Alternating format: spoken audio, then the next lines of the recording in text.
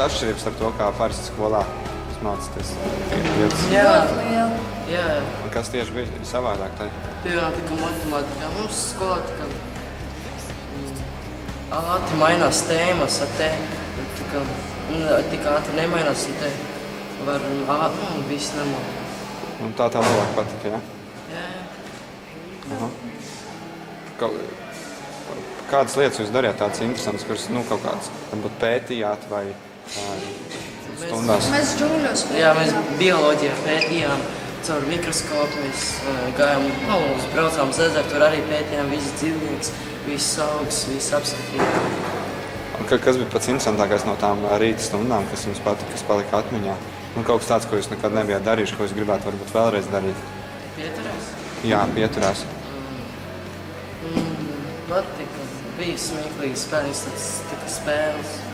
Tā, piemēram, matemātikas spēles. Tā kā, piemēram, gribu būt pa miljonu, mēs tāpat spēlējām, tikai rēķinājām.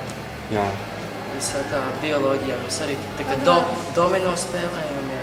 Un tur vajadzēja tikai salikt tos augus visu. Tur bija jāsako tām instrukcijām, kas vēl bija klāt.